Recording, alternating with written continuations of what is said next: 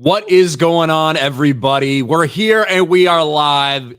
I hope you're all scanned in. There's already 500 of you in the chat. I don't even really know what that means. I just know it's the next fucking random meme that is going to live on for a lifetime.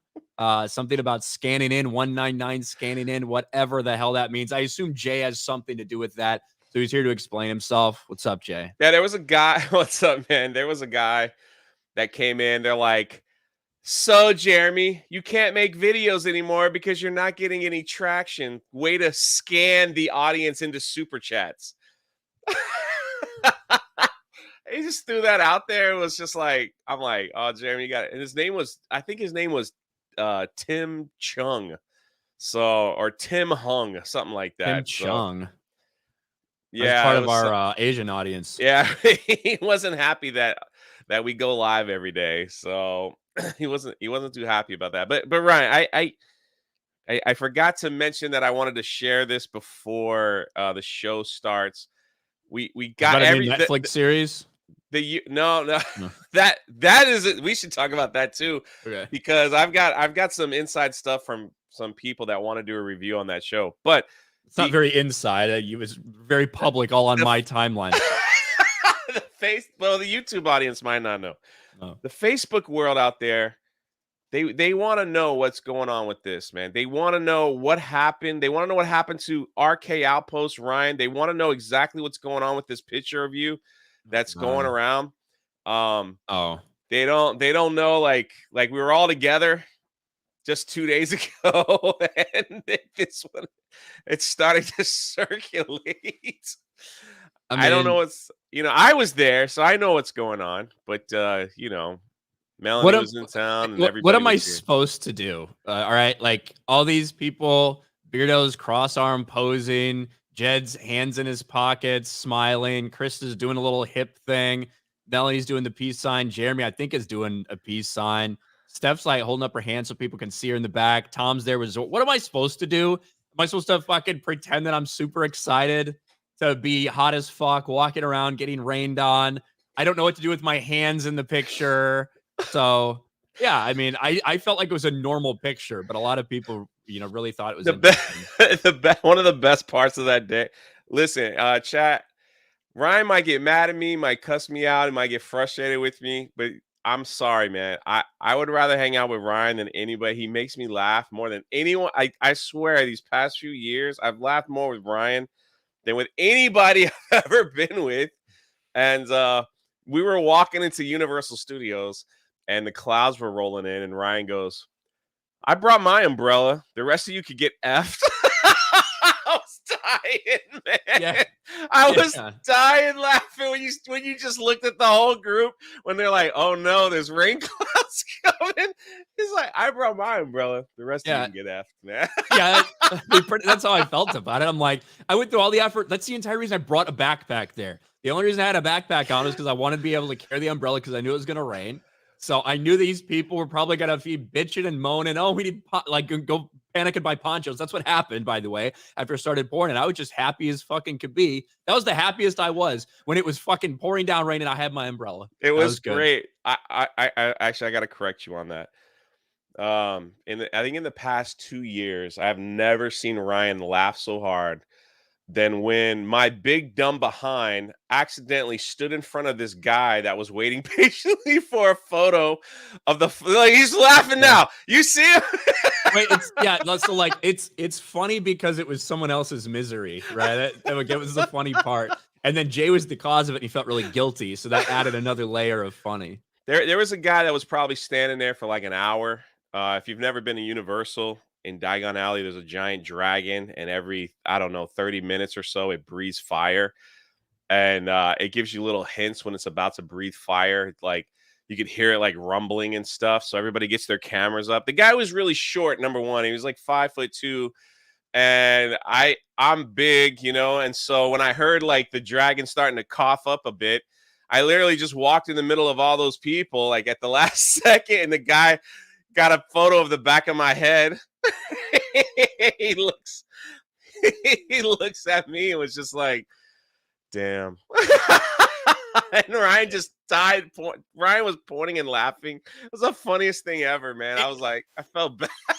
Yeah, like the dude had clearly been there for forever. Jay's big dumb ass stands right in his way, right as the dragon roars, and then doesn't move, just turns around to try to look at it, but he missed it too. The dude who'd clearly been there waiting for the same TikTok or Instagram reel that every other person has recorded before, and just is like, oh, that's all it was. It was funny is what the funny thing is in that same location about a year ago, me and Ryan were doing a video. We were talking about scooters.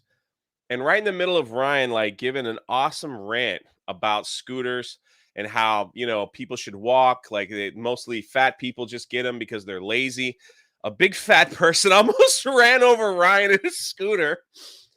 And then when Ryan like used some colorful language to describe this person in a scooter, the guy that was with her, I guess, turned around to try to like act like a tough guy. I'm a tough guy. And then I guess he saw the two of us together and just kind of mosey on. He just went his merry way. Yeah, like to be fair, I was being very disrespectful of fat people in scooters, and it looked like he happened to be married to one, right? And so he heard me talking shit, and he decided maybe I'll just leave it. Maybe I'll just leave it. He gave like a like the glance, like hey, and then he kind of was like, yeah, I'll just mosey on. Exactly. Knowing that if even my big behind, if we just started to speed walk a little bit, he'd be breathing so heavy he couldn't even get close to us. But anyway, it's a day with Ryan, everyone. It's a day with Ryan. It's never without adventure and fun and happiness. I might not be having fun, but other people tend to when I'm around. So that's just the way it is. It was great. Yeah, I just saw this. The Ahsoka series is obviously coming up. And there's a lot fucking on the line for this Ahsoka series. They clearly want it to be like really, really big. And it looks like they're in such desire. They're so desperate for this thing to be a massive success because they know it kind of has to be at this point, that they're finally doing something that people have asked them to do literally or forever. And that's move up the start times for the Disney Plus series. Instead of 3 a.m. when these things usually come out. Look at this. We're excited to announce that new episodes of Ahsoka will now launch Tuesdays at 6 p.m. Pacific, starting with our 2-episode premiere on August 22nd, only on Disney Plus. So 9 Eastern. That's what these streaming services should have been doing for a long fucking time. I don't understand why they haven't. When you look at what HBO has been doing with Max, House of the Dragon comes out, at a certain time on HBO, and it came out at the same time on the streaming service. So that everybody was watching at the same time. Everybody get it hyped about the same time. You get it trending, at night before people go to bed, as opposed to it happening at 3 a.m, people waking up for work the next day and either getting spoiled for something or like can't watch it until they get home at 8 p.m. the next night. Yeah, so what do you think about this? It's exactly. But it seems like this is a little shot of desperation now. Before they were like, they'll watch. We don't care. Whatever. We'll just launch it when we want to launch it. And that's how it's going to be. Now it's like, man, we need people to watch this show, man. Like we need people to watch this show. So let's bump it up a bit. But absolutely, if they wanted people to sit down with their families, like after dinner, to watch something new, they should have always done this. I tip my hat to some of those that would stay up here on the East Coast at 3 o'clock in the morning, watch the show, then stay up for hours and make their review video and just look incredibly terrible like the next few days. So with the lack of sleep, but yeah, it's one. You know what else they did too? They put Ahsoka in Galaxy's Edge. Right. Well, the Star Cruiser has struck again because they refuse to put Ahsoka in Galaxy's Edge in Orlando because people are still going to the Star Cruiser. And it messes up the timeline in a theme park. So all these Disney adults are all upset because when they announced Ahsoka will be in Galaxy's Edge, they're like, yeah, it's only going to be in Disneyland because, we got to respect the people that are in the Star Cruiser so they still feel like they're in the same timeline. And they're all like, "Oh, this is not fair. We can't afford the Star Cruiser. We want to see Ahsoka." It's like, God. oh my good Lord, man. You want to? This is real though. I don't know if Krista posted this picture, but yesterday it was some of the G&G team. We were taking Melanie out through Orlando and everything, and we bumped into this guy that was going to Galaxy's Edge. I think he was going to Galaxy's Edge, and he was dressed like Anakin Skywalker with the lightsaber and everything. Which Anakin? Revenge of the Sith, Anakin, I think. So had that special, the way it was, and he gets on board, and Rolo had the Cara Dune shirt on, and the conversation like started like, "Oh man, I love the Mandalorian, man." And he had a Mandalorian tattoo on his arm, and he was sharing it with us. And this is the interesting thing. He asked like he had a Halcyon pin, so I was like, "Oh, you've been to the Star Cruiser?" He goes, "I've been 6 times to the Star Cruiser," and I'm like, "What? Like 6?" I was like, "You really enjoy it? Like, what's your?" And then I think it was Krista that said, "How did you like this? What's your favorite Star Wars movie?" And he literally says, I haven't watched any. What? I just like the Clone Wars, and I like Mandalorian." And he goes, "The Mandalorian is like what Star Wars is all about." And he went on this whole thing But about he's never watched Mandalorian. them. Yeah, and it's like he goes, him and all his friends have been on the Star Cruiser, and and he's like, and all we've ever watched is the Mandalorian. And I'm sitting here listening to the guy, and it's just like this was like their target audience. Like this is exactly who they wanted. People that are spending money that have no idea about like the pre and I think it was Krista or Steph, and they were like, you're dressed like Anakin Skywalker, right? And he goes, "Oh yeah? Oh, okay. Oh yeah, all right." And they're like, Anakin like murdered a bunch of children. He's like, "What? Wait, when did that happen?" It was like, oh my God, dude. That's It wild. was wild, dude. And I'm sitting back, all I'm doing is listening, and I'm just like, that is their target audience. That's the Dave Filoni target audience. I said, what other Disney show, like what other Star Wars show have you watched that you've enjoyed? Because a lot of people didn't like, some of the others. And he goes, I only watch Mando. It's only Mando for me. I don't watch anything else. Like, you haven't seen Andor? No, I don't want to watch that. You didn't watch Kenobi? Well, I don't understand the characters because I haven't seen the movies. So it's just Mando. Like, we're all about the Mandoverse. And I'm like, did you like the last season? And he was like, "Yeah." Did he understand what the end of season 2 was? Like Luke Skywalker shows up and he's like, "Who's this fucking jamoke?" I don't think so. That's so weird. Yeah, Steph's in the chat goes, his favorite character was the little girl in Clone Wars, which I think he was talking about.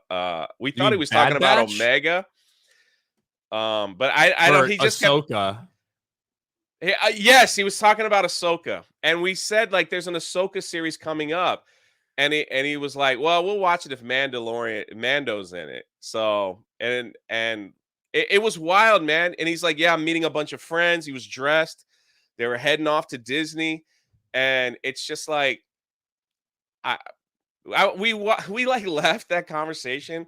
I was with Rolo, and I was like, that's who they want. They want people that don't really care and that just like, hey, it's cool to dress up. Somebody said in the chat says it sounds fake. Steph's in the chat. She could tell you that whole conversation went on, all because he saw the Cara Dune shirt that Rolo was wearing. So it was pretty wild. Thanos should have killed us all. Like, yeah, Steph's in the chat. It was 100% real. I got to pick with him. That makes me really fucking sad, to be honest with you. But when it comes to the Ahsoka series, I have been saying for a while now, I think it's going to be highly praised by everyone. By everyone, I mean like the general people. I think a lot of people will fawn over cameos and appearances that Dave Filoni puts in there. And I think people will be creaming in their pants. And I think at the end of the day, it's actually going to be a story that is, one, full of a very feminist agenda, and two, that is kind of lackluster and shallow. That to me is what Dave Filoni is known for. Kind of picking at people's heartstrings with these characters or events or things that you care about, but structuring it all around a story that actually is very shallow in all reality. and very derivative of other shit that's been done before. But But you know what's crazy though?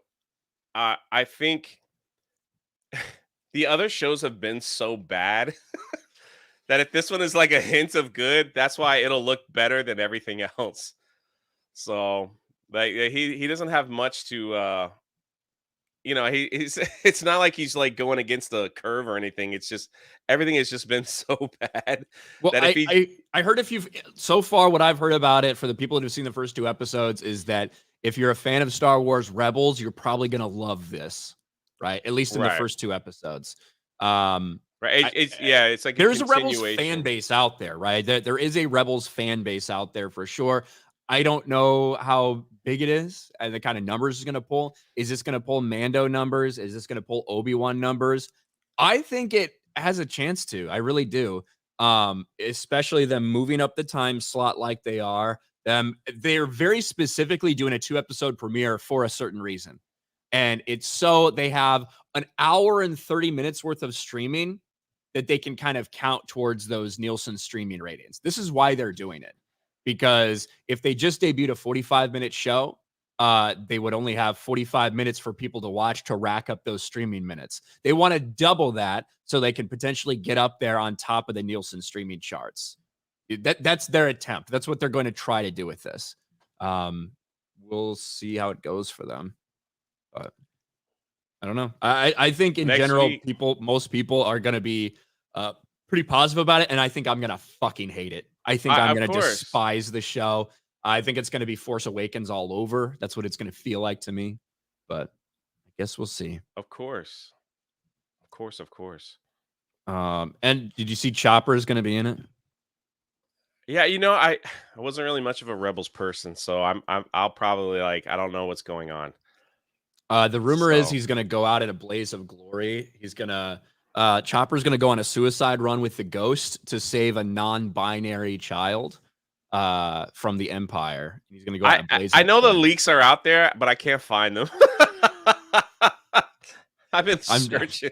I'm just kidding. Oh, Chopper is like a fan favorite, man. I don't think they would. I don't know if Dave Filoni would kill any of his characters that he's ever created in history. So, I guess Kanan dies. He's the one. He's the one that gets to die. Freddie Prinze Jr. Works for me. All right. Where the fuck am I? I'm kidding about this shit. I'm kidding about the Chopper stuff. But can I? I could make a video about that and say I have insider leaks about what's going to happen, and people would believe it. This is Pablo Hidalgo's good buddy in the media, and he said yet it's hugely epic at some times and oddly flat at others. So yes, it could go. He's like, it could go south, but I don't think it will. Fingers crossed. Like I've said multiple times, when it comes to kind of some of these things in the Mandoverse, whether it's the acting that's off, whether it's the intention that they're doing it that way to make it like a very flat, monotone, serious thing, I don't know. It just happens a lot in the Mandoverse, it seems. And so it's not a surprise to me. I think Rosario Dawson's Ahsoka is flat. Like the way that she plays the character is very flat and monotone. That's just something we've seen specifically with some of the Dave Filoni directed episodes. Go back and watch Ahsoka's episode and look at interactions between the Mandalorian and the in the season 2 of Mandalorian. What's that? It's not the the magistrate or whatever her name is, the one that fights Ahsoka at the end. Yeah. In that samurai-esque battle that I get it. I fucking get it that you want to make it look like a goddamn samurai thing. But the fight is retarded. The fight is retarded and stupid between Ahsoka and that chick. It is very just slow. Dumb. It's nonsensical for her to be fighting that way. Someone who has 2 lightsabers against a fucking against a staff like that. It should have been over in a heartbeat. This is Ahsoka. But whatever. But yeah, a lot of it is just strange decisions like that I think, again, a lot of people who post memes about Dave Filoni being God will just come in their pants over anything this dude does. That's what I think. It'll be interesting. It'll be interesting to see. Not all the reviews are positive though, but I mean, I guess it's that comes with anything. Well, So and I saw some people too taking like this video that got put out. Again, it was like a special event screening of Ahsoka. It wasn't open to the public. I know Mostly it there was was like nobody there. mostly it was influence, like a couple key influencers and people like that got invited. And this is just like some of the images from it. They got set in a big fucking screen. It's probably about like, this is the edge of the thing, but there's probably about like 30 or 40 people. And people are like, oh, I can't believe they couldn't get anyone to go. It's like, bro, if they'd opened this up, if they made it a public, a lot of people would have gone, but it was a small fucking limited event. Like, I It's a think Disneyland thing. yeah, I people wasn't are sure how blowing you got. this. People are Yeah. blowing this out of proportion. I think if you think that this means that that's all the demand that's there for Ahsoka, I think it's Like, wild. yeah, and just to keep the balance, there's a ton of the normal people that I suspect that get to watch the show early. It's the same thing that we've seen over the years. They did this with all the stuff that was just crap. They did it with Kenobi. They used the hashtag. They got to use a picture, and it's like this is what they have to say. I mean, this guy just came out and basically said it's boring. It needs a shot of adrenaline in the back half. The first 2 episodes are void of all energy, emotion, stakes. Yeah. Oh. Which is the reason why I pulled this one, I pulled the other one up that wasn't like 100% like, oh, it's the greatest Star Wars ever, because usually the people that get to see it early want to keep that access, and they overpraise it. They did it with the Ring of Power. They did it with She-Hulk. It's the same people we've seen over the years. They use the hashtag, they use the picture, and they say, "Oh my gosh, it's so awesome! You got to watch it." Just because they get to see it early. The fact that someone would come out in the early reviews and just kind of like, yeah, it kind of sucks. It's kind of shocking. So, but he's not the only one that said like it falls flat in other area. It's like there's a few out there. So, I mean, we'll see. Is it 6 or 8 episodes? It's 8. 8 episodes. So 2 Yeah. off the bat. And then it's funny because it's like you get 2 episode premiere that's like an hour and a half long, and then the second episode's like 31, or the third episode's like 31 minutes or something. So, and some of that'll be credits probably. Let's say hi to some people in the chat here. Blake Barrett for 2. Please scan my 199 wristband. You're Done. appropriately scanned in. Thoughts on fitness with Nigel, member for 2 months. Jay, Ryan, following you guys for quite a while now. Of all the pair-ups, you two complement each other perfectly. You should do your own show. We used to have a little show we did. Appreciate it. You can find us every Friday. Yeah, right here. Me and Jay, actually, I think the reason that it comes off well is because Jay is typically bothered by nothing, and I'm typically bothered by everything. Right? Also, I don't like to interrupt. I try not to interrupt. When I could tell when Ryan's like going on, I'm like, yep, yeah. Ryan clipped out a video of us together and put it on his channel, and I watched Ryan's videos, very enlightening. And I had one word in the whole thing. It was just nope. Yeah, or nope. What was it? It was like yeah or no. It was something like that. It was no. Ryan spoke for 3 minutes, and I just stood there. I could have clipped it out, but it would have sounded weird. So and I just went, nope. I gave Jay his moment in the sun.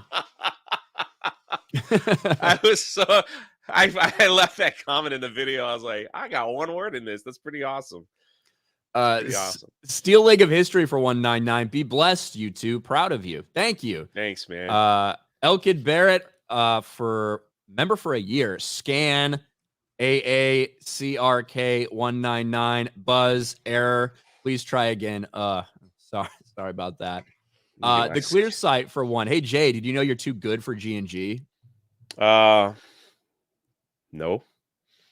I don't think so. I don't know what that means. Jay's Greasy Wiggler for 199. Ryan, it's safe here. You can admit you pooped yourself. Not recently. Luis Cuevas for 5. This is election rigor scanning in. Over. Hello. Linzers for 5. Have you seen What If Star Wars The Force Awakens was awesome? Seems like an AI-generated love note to a Star Wars fandom that deserves closure. I have not watched that. I think I've seen some people do reactions to it, but I have not personally seen it. So I'll have to check it out though. Jay's choked bacon for 2. Cosplay Anakin was a plant. Was he a plant, Jay? What do you think? Maybe. I did ask him. I was like, "Have you watched any anybody like talk about the Star Cruiser on YouTube, he was like, "Yeah, there's a couple guys that just make a lot of negative stuff about it, but that's okay. They can have their opinion." I was hoping he'd be Yeah, like, "This is one guy." drunk 3PO guy. You never know. Oh, dude, listen, we're all sitting down like eating ice cream, right? Of course, As and you like do. I'm sitting next to to Tom. I'm like slouched back. Oh no, I'm sitting next to Roll. I'm like slouched back like on this couch, and like, probably in the worst, most looking. I look terrible. I just look like a frumpy. And all of a sudden you hear it from a distance. Oh my God, is that drunk 3PO? And I had to like kind of perk up. I'm like, oh, here they comes. It was awesome. If you're watching, dude, he said he watches this show. I was like, it was awesome to meet you, man. Like that you came. I'm glad you came up and said hi. But I was just like, it was the end of the day, and like we were hanging out in some lobby, and it was just like, is that drunk 3PO? I was like, oh snap. So There you it go. just happens. So maybe he Just was a plant just too. relax, and then you have to stand up and like make We sure you don't just look like a ate. fucking idiot. Yeah. Yeah, we just ate and all that stuff. Crazy. Why Where is am everyone I? talking about bacon? What the heck? I don't remember. I don't know what's going on with that one. Jay's Choked Bacon was the name of the. Yeah. eh. Pilgrim Media for 2. I just watched Blue Beetle. It was total cringe. I guess we should talk about that a little bit. Blue Beetle has a long way to go before this thing can think about actually making money. Blue Beetle from the beginning, the first projections we got were miserable. And now it's creeped up a little bit as we got closer to the release date, but still, somewhere between $25 and $32 million is the projected opening for Blue Beetle domestically. Worldwide, only projected to be about $55 million. To put that in perspective, if that happened, it would be the worst DCEU movie opening in history, Jeez. excluding things like Wonder Woman 1984 and The Suicide Squad, which came out during COVID and day and day on HBO Max as well. So, but you're looking at something that would be opening less than Shazam 2, which was a catastrophic failure for them. And Shazam 2 really should be the benchmark because Shazam 2 is a movie that had very similar budget, likely very similar marketing. And if, this is a $120 million production budget, likely somewhere in the realm of $75 to $100 million marketing. You're talking about something that needs to make $350 to $400 million to break even. And it's questionable if Blue Beetle will be able to do that or not. But we just got in the box office numbers for Thursday, and they're not looking great. Blue Beetle Jeez. bites $3.3 million Thursday night box office previews. To put that in perspective, that is effectively right on pace with Shazam 2 Fury of the Gods, which opened at just over $30 million. So that is right now, that is tracking almost exactly in line with that. I think, a point, $100,000 more for Shazam 2, I think. 3.4 million Thursday as opposed to a 3.3 million Thursday. Now, I did go see this movie last night really late. I put up a review on RK Outpost Live about it. In my view, it is the most stereotypical, like paint by numbers, almost as if you wrote it, had an AI write like the core story about a superhero origin involving someone who didn't ask for this, wasn't ready for this, but it just got thrust on him. He wants to reject it, but realizes it's his responsibility to do something with these powers. And of course, the enemy is just a bigger, stronger version of something that's exactly like him. But I feel like we've seen that story like 10 times over the past few decades. So it's not necessarily breaking any new ground. Angel Manuel Soto was very clear that this is a Latino movie for Hispanic audiences with all these different ideas built into it. It 1000% is unapologetically that.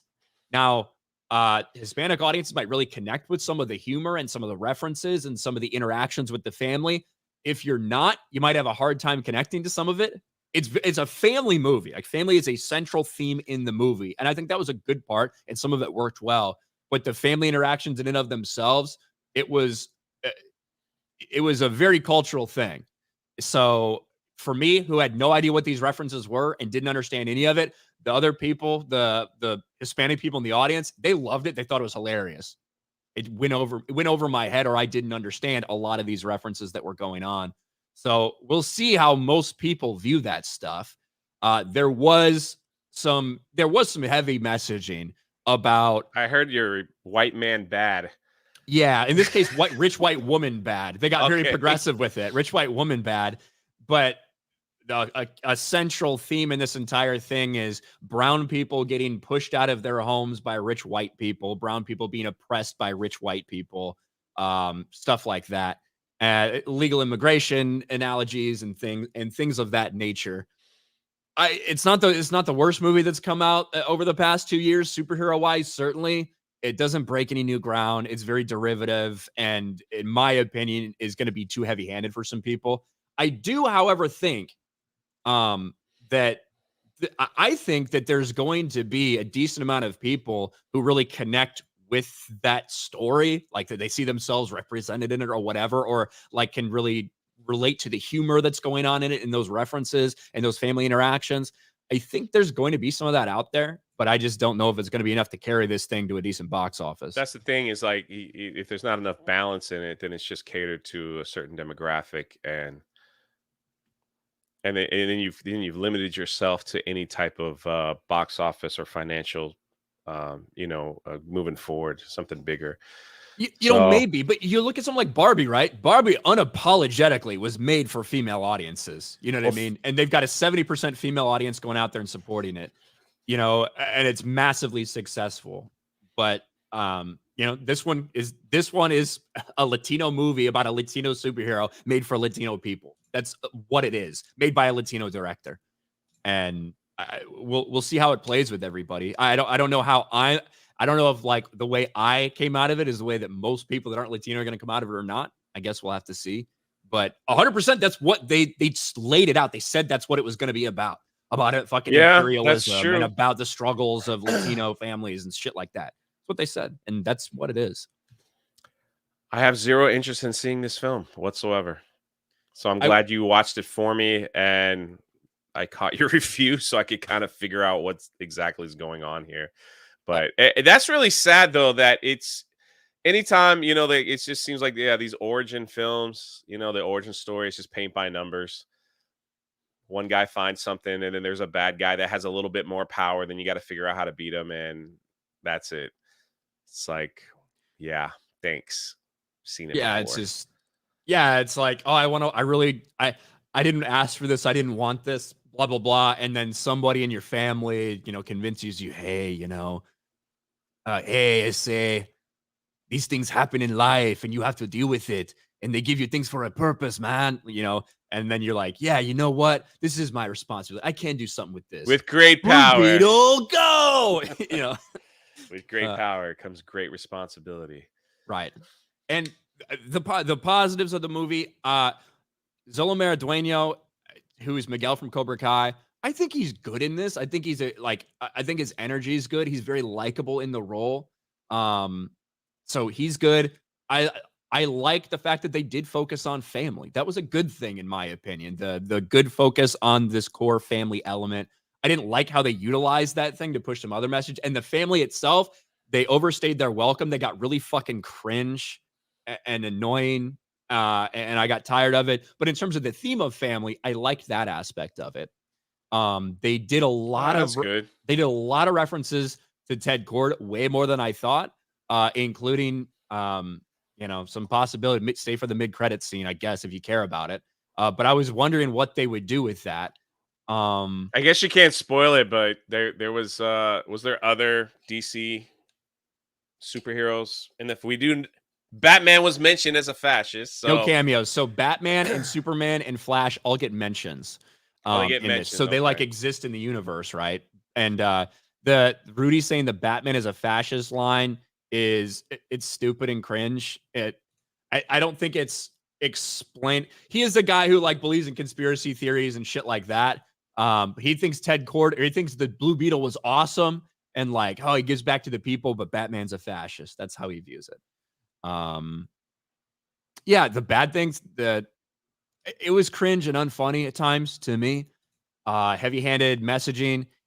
The CGI at times was bad, but for a movie that only cost reportedly $120 million for production, and with as much effects-driven stuff as they had, it didn't look as bad as it could have, to be honest with you. Like, when you have $250 million budget things like Thor: Love and Thunder that Yeah. look like dog shit, or when you have The Flash that looks like dog shit where they spent way more than this, it didn't look as bad as I was kind of expecting it to for something with that budget. But certainly at times it looks rough. But there you go. That's the Blue Beetle. What the fuck? Centenario for $10. Que bueno conclusión, Ryan y Jay. No me gusta la película. Cosas que tiene que ver con cultura hispanos solo funciona con películas como Blood In, Blood Out. Blood In, Blood Out. That's an older film. That's an older film about a guy who finds family in prison. So yeah, so I think like this is basically saying, based on the conclusion of Ryan and Jay, I don't like this family. yeah, Something about to show the culture of Hispanics, of like Hispanics family. Watch Blood In, Blood Out. Blood Out. That, yeah, Blood In, Blood Out. That's is my older... that's my rough translation of that. I have very limited Spanish knowledge, which is one of the reasons I didn't understand a lot of this movie. Was it like subtitles and stuff? It was, but yeah. So again, they switched back and forth between Spanish and English a lot, which growing up, like for people that are in Hispanic households in America, I think that's like a relatable thing for them. You know what I mean? So I think that's something that happens depending on the generation that's speaking and who you're speaking to and shit like that. Yeah, your conclusion was correct, Ryan. Yeah. So Blood In, Blood Out was like the better Hispanic film. Family film. That movie was a rough film. It's an older movie, but that was a rough. I mean, this dude like tries to find acceptance. He doesn't get accepted, gets arrested, then builds an entire gang mentality like in prison. While this other it's like man, pretty wild. Steph with the Mexican translation. He's saying Hispanic culture only works in movies like Blood In, Blood Out. Yeah. It's a good film. Like, did you see the Meg 2? No. All right, so because like in the Meg 2 was like definitely geared for. It's like they really wanted that Chinese box office because there's a lot of Chinese in that film. So like there's a lot of like subtitles. There's like, a suspicious amount of Chinese in this film. Yeah. It was like Chinese company bought anyway, not to go into it, but it's like. I'm like, okay, they got a Chinese movie actor, superstar in it and things like that. And they all speak Chinese for a good portion of the film. It didn't take away from the stupidity and fun of it, but, Oh, Robert said it's Chinese made. Okay, well, there you go. It's China funded. Okay. It's made in China. I got it. And Zach for $5. Goonie Go Go. Goonie Goo Goo. Okay. Napaloogie for $5. That's as bad as someone calling Halsey the singer Lil Peep while on stage. What did you just wipe your face with? My sweat rag. Oh, your face looks shiny. Your face looks shinier after you wiped it. So I thought you just like wiped Vaseline on your face. Man, I hope there's nothing in this rack. Chris Cram for $5. The HasLab Ghost Project is struggling to hit top tier, not near the 27,000 of the Razor Crest. It has 20 days left. It got funded really quick though, didn't it? Yeah. I think so. And also, I mean, this is also, well, the thing is, the Ghost has an established fan base and everything. Like it has an established fan base. Whereas the Razor Crest didn't, but the Razor Crest also came out right after the Mandalorian, right?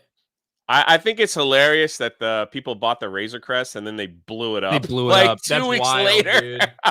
and people were like, wild. "Can I get a refund? Can I get a refund?"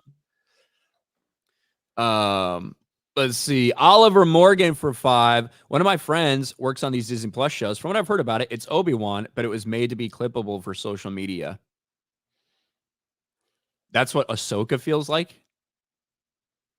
Like that is an interesting way of approaching things. I think that more companies and people are looking at doing things like that, things that can be like clipped and put out there on social media, because TikTok and YouTube Shorts and Instagram Reels are like they're consumed by so many people. You know what I mean? It wouldn't surprise me if that's the approach some people are. I don't know if it's a good approach, but it wouldn't surprise me if that's happening. I wonder what the Sandstorm. marketing budget is for Ahsoka. That's the thing about these. We have no idea, Yeah. right? Like we end up getting some idea for when it comes to movies, because eventually they disclose it. But when it comes to this stuff, what's the marketing budget for Ahsoka? Is it split up? Are we ever going to see a split up way that it's different from that of just a Disney Plus series or a Disney Plus marketing in general? That's an interesting question. And it's one of the things that we have no idea about streaming. And it's why it's continuing to lose hundreds of millions of dollars per quarter. Sandstorm for 2. Scanstorm 231. Oh, it's a barcode. This is 199. Thank you, Sandstorm. Tripoli for $2. Great work as always, guys. Best time of the week. Hey, glad you're here. Appreciate it. Shakira Hey, says Ryan's hair is extra fluffy today. It is. I don't know why. It is kind of fluffy. I don't know, but it happens. It happens. I need a haircut, to be honest with you. I probably should get one. KN Kearing. I'm gonna be out of town next weekend, so I probably should get one. KN Kearing for 5. I like it. I thought it was a cute movie. For a character that's not as popular, I think if it made 55 million, it's good. Well, if it makes 55 million worldwide, that's not a very good start. No, it doesn't. See, that's the thing. Like, you got to be careful with like the media spins, where they come out like one where like talking about numbers, and they're like, Ryan said Indiana Jones is gonna bomb, but it made 500 million in the box office, so he's dumb. Yeah, and you're like, do you even look at numbers? Math is hard for some of these people. And you're like, I mean, on paper, you could look at that and be like, yeah, 500 million is a lot of money for a movie to be made. But then when you see like, well, it's the most expensive movie, one of the most expensive movies ever made, on top of marketing budget and everything else. It's like, yeah, it hasn't even made back its production budget in terms of actual revenue that they're getting back from the studio. That's a massive fucking problem. And I want to find that tweet. Right. Well, I mean, they even like, I know you saw that about the Acolyte too, where they came out and said that they've spent almost 50 million on like before they even put the cameras up there. It's like they've already spent $50 million, dude. That's crazy. Everyone's talking about my rag in the chat. No, man, it's clean. Yeah. So, like, speaking of that, I wanted to talk about this anyway. So it's a good segue. But this tweet got a lot of traction the other day. Yeah. And it's all coming from a Variety article. And we see this time and time again when it comes to these big studios. After they have a box office failure, you start to see Variety or Deadline or one of these guys be like, based on sources we talked to at the studio, they think the break-even point is this. And of course, that's based off estimating a lifetime worth of video on demand or Blu-ray sales and assigning a number that Disney's going to pay itself for the rights to stream their own content. Like all this wild shit, right? That is not the box office and that is completely speculative based on the rest of history. Guess what? There's projections for the box office too. Those don't always match up. So you can't really use that stuff. But what we saw come out the other day from Variety was this. Indiana Jones and Mission Impossible are reportedly on pace to lose $100 million in their theatrical runs. Mission Impossible is going to lose money. It'll be lucky if it loses only $100 million, which sucks because I like that movie. But to put it and Dial of Destiny in the same sentence is fucking insane. Because Dial of Destiny has made around $375 million worldwide. Whereas Mission Impossible is around $525 million. It's made $150 million more. It's made almost twice as much internationally as Dial of Destiny, and it's had about the same domestically. And it is still actually making money, unlike Indiana Jones. The purpose for articles like this is to convince you that it's not as big of a flop as it actually is. The same thing we saw with the Little Mermaid numbers that came out. The same thing we saw with the Elemental numbers they came out with. The same thing we saw last year with Black Adam in the Deadline articles that tried to make it seem like it was going to be a success when it actually lost $100 million. It's bullshit that's trying to cover for these studios. And the reality is these studios are doing terribly, specifically when it comes to Disney.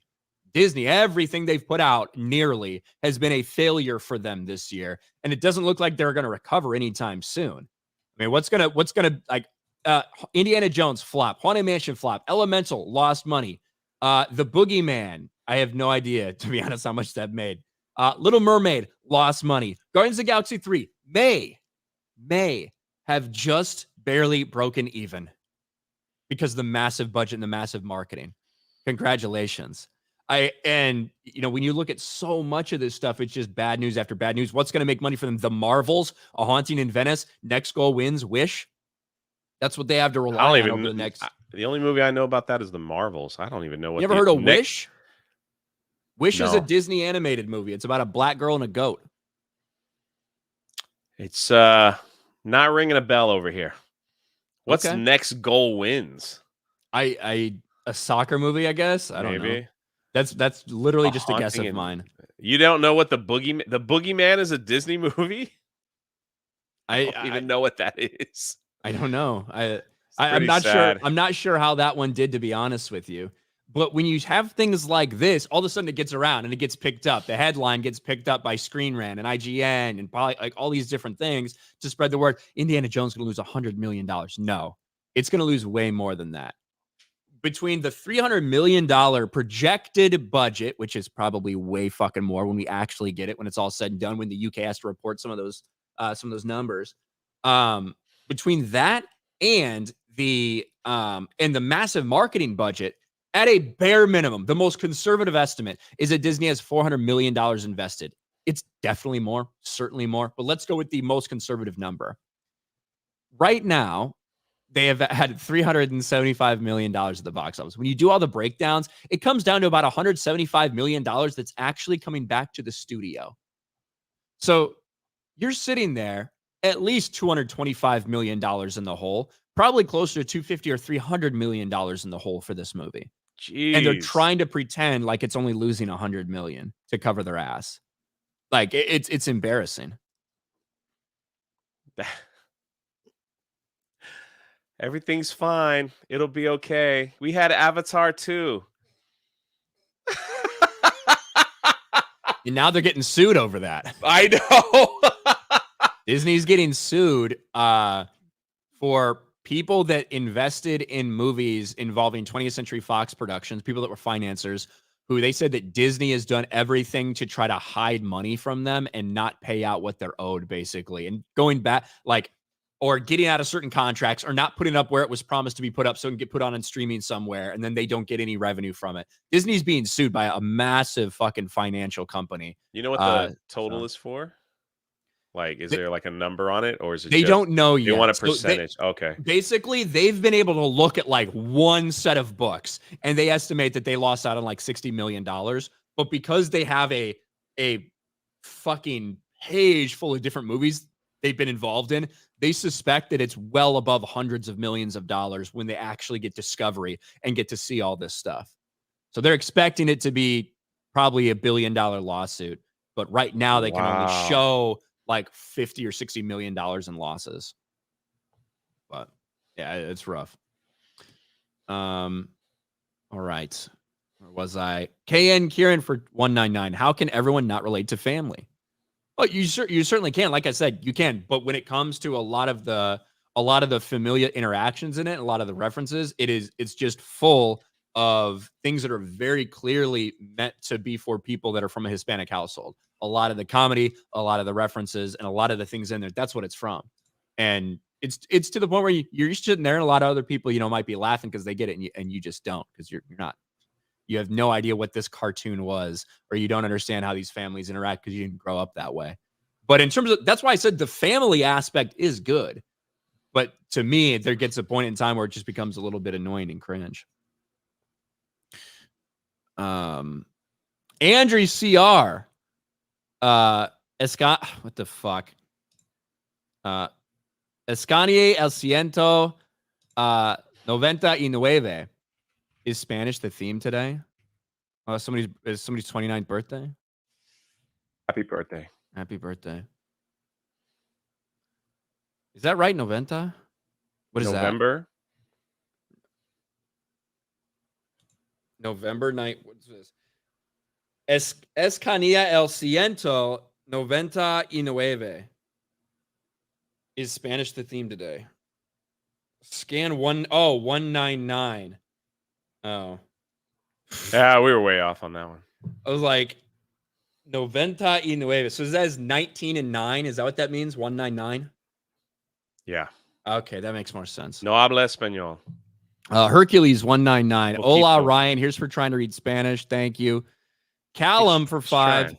Do you think Filoni sold his soul to KK, or deep down he's always hated Lucas because he might as well be another KK's human furniture? I don't think Filoni sold his soul. This is always the person he's been. Yeah. Like in terms of what he wants to do with these characters. This is always who he's been. The person that you saw go up to that women's conference and talk about, oh, you're upset that we had a female lead? Well, we're going to do it again. And another one. And another one. Oh my gosh, how unfair. That's Dave Filoni, right? You can see that with his storytelling, especially when he gets to control the stories. His thoughts about the matriarchy, subverting the patriarchy in Star Wars is a thing that he wants. That's all through his storytelling. You might not like to hear that, but that's the reality. And when we look at Ahsoka, that is 100% what we're getting with some of the characters that he's created. Let's see. Unknown for 199. Shit Clown Wars. There you go. Cole Hauser for 2. Howdy, y'all. Y'all come back now, you hear? 199, yo, Joe. Gerardson, just because you're correct doesn't mean you're right. That's true. Meth Front for 5. Springtime for Iger and Kennedy. Winter for all the old fans. It's the plot to the producers. Jack Hoff, formerly Oliver Bush, for 5. Are the family interactions just as good as a white family, or the family interaction just as good as a white family? Yeah, like again, I don't have any problem with the family stuff. What I'm saying is that all of the experiences that you're going through with the family is you're beat over the head with it, that it's from this Latino perspective and that it's somehow different or better than like other families. You know what I mean? That's kind of what the point they're trying to hammer home is. And I just don't know if everyone's going to be able to relate to some of that stuff. But I think a lot of Hispanic people will, but I'm not sure. Sophie for 2. Los chicos de GG son recontra guapos. The men of Geeks and Gamers are we very are attractive. handsome. Yeah. Callum Lau for 2. So Filoni's a beta male. Have you heard the man speak?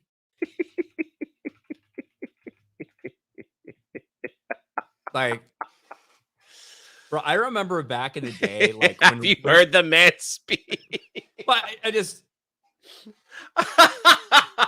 yes, like, I remember back in the day when Last Jedi was starting to get a lot of hate, and all of a sudden a bunch of push for Dave Filoni came in, and people were like, Dave Filoni, this Chad Dave Filoni. Low and I'm like, testosterone. Well, I don't know if you know who Dave Filoni is. You know, you might have just like heard the name in passing, and people feel good about some of the stuff he made. But he's a little bit lispy. But I understand I am in the minority when it comes to my feelings on Dave Filoni. I still think there's a large segment of fans out there that really love Dave Filoni and think that he does incredible things for Star Wars. I don't. I haven't since 2008. I didn't in 2012. I didn't in 2015 or 2017 or 2019. I didn't for The Mandalorian. Not a Dave Filoni guy. Very much have made that clear. But I also know that there's a lot of people that are big fans of what he does and like his contributions to Star Wars. Jack Off, formerly all over a bush for 199. Is there bean dip? There's tacos. Tacos for sure. Edward Morris for 199. The grandmother was also blatantly a communist. Yes. Who was killing imperialists in her youth. The grandmother has a minigun in this. That's what I mean by I got a little cringe at the end, where Nana comes down there with a fucking minigun and just like fucking kills a bunch of people. Callum for 5. Also, I heard there'll be a Last of Us survival maze at Universal. Look out for that thing with the golf club. Yeah, is Abby going to make an appearance at the horror house? At the whore house? The horror house. Maybe.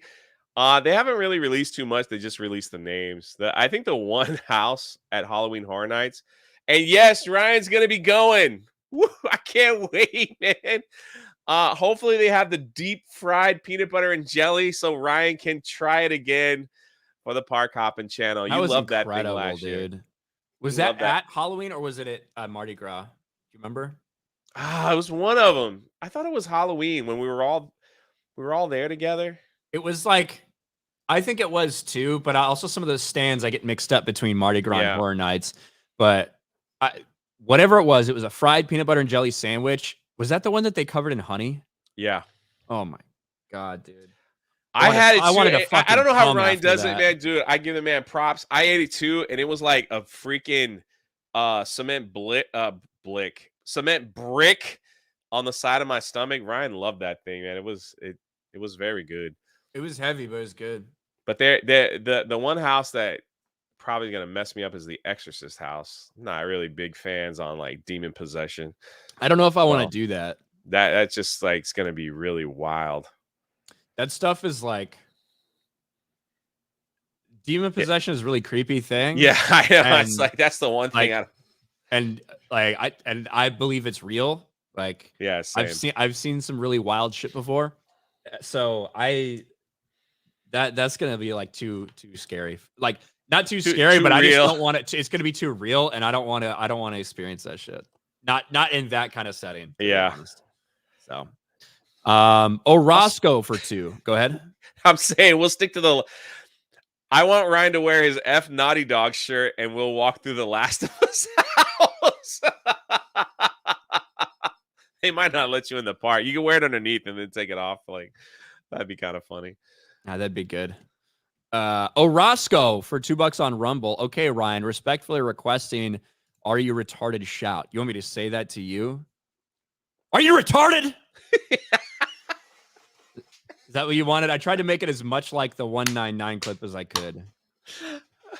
I might clip that out and use it as a clip. It's pretty good. Mike Hill for 10. Just saw a post saying Ahsoka's moved its premiere up a day. Hey, well, we just talked about that post here on the channel. I have a crack team of people that we're gonna go live. I think we're gonna try to go live on Wednesdays to go over each episode of the Ahsoka series, if that interests anybody, over on my channel. Some really neat people. So you, me, and the movies. Nikki. I hope if Chopper dies, Nikki will probably no longer be with us. X-Wing and a few others. So I will see. Maybe Chopper will go down a blaze of glory. Oh my God! Look at that super chat that came in. God. Jay's moist rag says, "Hey Jay, you look sweaty." Yeah, it's hot in my home, man. My computer room is a little warm right now. I don't know why. Check the AC. Bjorn for 2 months. Welcome to the 199. Thank you. Class C Radio member for 2 months. Great shows. Hail to the 199. Let's scan. Bjorn for 2 months. Thank you all for the entertainment. Hope everyone has a good rest of their day. 199. Seratano member for a year. It's my birthday. I'm at the beach. There's FNT tonight. Can I get a hell yeah? Hell yeah. Have a great day, everyone. Cheers. It's also Gary's birthday today. Yeah, happy birthday to Gary. Old man Gary. CK Wen, welcome to the 199. Nah. Member for a month. Jay gets Trump on the 199. One of your girlfriends knows him. If you do, Alex Jones will get you on FNT. Ryan, go get a Leslie haircut already. Thank you. Thank you. Spider Claw for 5. Don't worry, Ryan. Your Spanish is at least better than mine. On a better note, you seem suspiciously happy around Melanie. Should Beardo be worried? I don't think so, but thank you. What? Hercules for 199. Ryan is no Seppo Nina. No Seppo. That I don't know what that is. I know no Sabo means like no Spanish or like somebody who doesn't speak Spanish. No Seppo? I don't know what that means. No Seppo Nina? Like, oh, maybe girl? Nina. Yeah, well, it says it's capitalized Nina, like a person, but it could be no Seppo Nina. But it could be that they don't have access to a little tilde thing. But it's capitalized. I don't fucking know. Antbox for 5. Demon possession is fake as fuck, and it's not real. Listen, I've never seen people like floating like in all that shit like you see there. I've seen some stuff that has convinced me that it is real. Maybe not like you see on fucking TV or like people try to present, but um yeah, I've had I some saw a lot wild of shit. crazy stuff in Haiti, man. Woo! Yeah. Holy crap. I had something an experience that changed me forever was something that happened to a friend who I had in high school, and after going through that experience, I fully believe that demon possession is real. Not necessarily what you see in fucking Hollywood, but yeah, scared the shit out of me. Centenario for 2. I'm a based beaner. Yeah, there you go. SBZ for 2. Gatling gun grandma looks more interesting than Blue Beetle. Eduardo Cuevas. Hola, Senor Ryan. Gracias por tu honesta opinion. You're welcome. I always try to be honest. All right. I think we're all caught up. What time is it? Oh yeah, perfect. Almost right on time. There you go. We keep this thing pretty tight ship when I'm Yeah, around. All right. exactly. And I appreciate that because it's Friday. Cue the music. Yeah. Show your Bob. Eddie says I've had 20 curses put on me by 20 witches and nothing happened. I'm not talking about witches. I'm not talking about witchcraft. Chris Um, B. Curtis D says hello Jay, hello Ryan, happy birthday Gary, 199 for life. Geeks and gamers, the best of humanity. Ooh, Thank I don't you. know about Hope you're that. feeling better, man. Watch Serpent in the Rainbow. You never set foot in Haiti ever again. I did. I did before I moved there. That was not the best idea. El Dumbo, no Akio essay. What?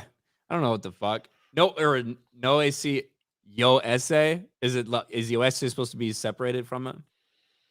It's savage talk, man. He's from Miami. I don't know. The heat's getting to him. I don't know. You guys are really quizzing us on our Spanish. Good to see you there. Yeah, but Jay, what do you got going on? No, that's pretty much it. If you don't know, in September, me and Gina Carano will be at in Salt Lake City for their FX Con. So if you're in the area and you want to come out and say hi, make sure you get some tickets and come out and say hi to Gina. She doesn't do many conventions, throughout the year. So if you're in the area, come say hey, man. Should be a fun time. Should be a fun time over there. Hopefully, we're gonna have some more dates coming soon. Just working through all that as well. So that'll be pretty awesome. And I think it's Friday. I think I'm gonna be on CobraCast tonight. Has me on CobraCast on Fridays after F&T. You got F&T coming up, celebrating Gary's birthday. That'd be kind of cool. And celebrating the release of Blue Beetle. Mahler and Disparu should be there. So yeah, perfect Spanish representation. So that's excellent job. Excellent job. Excellent job. So yeah, that's what's happening. I appreciate Gina calling out Rachel Zegler. It's really helped my numbers on my YouTube channel. There you go. So, I text her. I was like, can you call out some more celebrities, please? It's doing numbers over here. So, we'll see what happens. Reticent voice member for 2 months, J and A's. That is all. Yeah. Savage Talk for 2. I am not from Miami. Tampa, for fuck's sake. You're not from Miami? Yeah, you are. Stop lying. Oh, there you go. All right. Other than that, I think we're all set to go. That's it for us today, guys. We will see you next time, Monday, next Geeks and Gamers Daily, and we'll be back on next Friday, me and Jay.